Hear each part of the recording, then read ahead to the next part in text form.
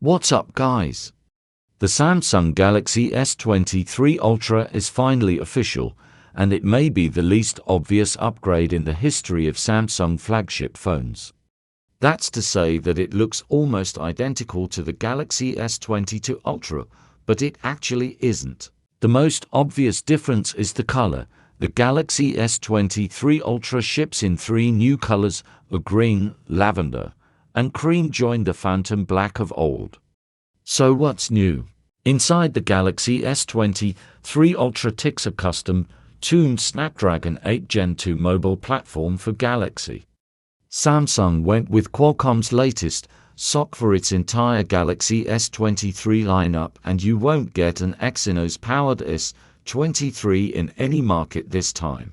The Snapdragon 8 Gen 2 for the Galaxy S23 Ultra has a Cortex-X3 core, running at up to 3.36 GHz, up from the usual maximum 3.2 GHz on the SD8 Gen 2. The Adreno 740 GPU is reportedly clocked at 719 MHz instead of 680 MHz. The other big improvement is the main camera. It's Samsung's 200 megapixel ISOCELL HP2 sensor, and it's adaptive.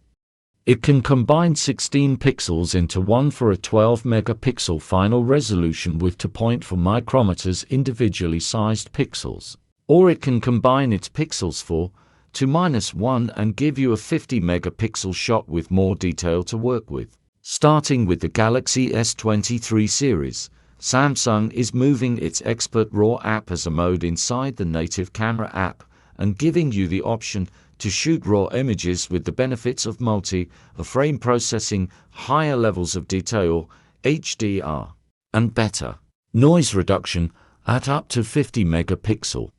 The Galaxy S23 Ultra also brings a new Astro hyperlapse video mode.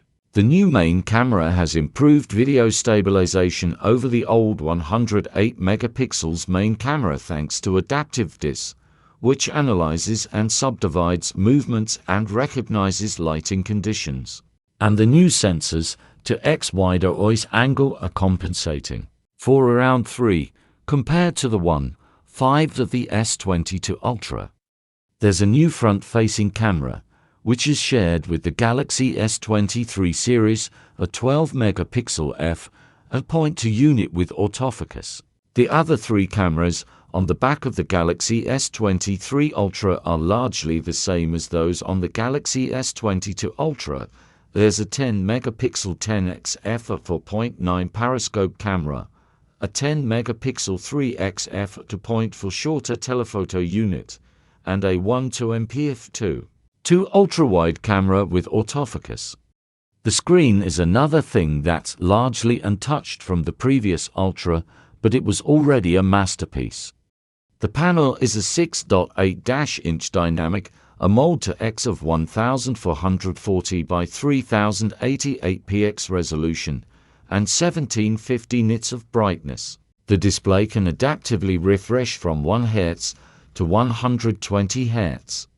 What has changed is the addition of a smarter vision booster that can adjust the color tone and contrast of the display at 3 different lighting conditions.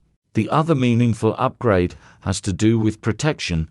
As the Galaxy S23 Ultra premieres the new Gorilla Glass Victus 2 on both the front and back.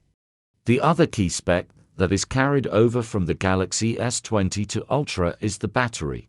It's the same 5000 mAh capacity with the same 45 watts maximum charging speed. Samsung claims the S23 Ultra will reach 65% charge after 30 minutes on the charger. You can buy the Galaxy S23 Ultra from today in 4 colors: a phantom black, green, cream, and lavender, and in up to 4 configurations that start from 256 GB this year, 8 GB, a 256 GB, 12 GB, a 256 GB, 12 GB, a 512 GB, and the range a topping 12 GB, 1 TB. The base Galaxy S23 Ultra starts from €1,400 in Europe, $1,200 in the States, and $115,000 in India. Thank you for watching. For more contents and informations like this, kindly support by subscribing to my channel. Till then, peace be upon you and stay safe.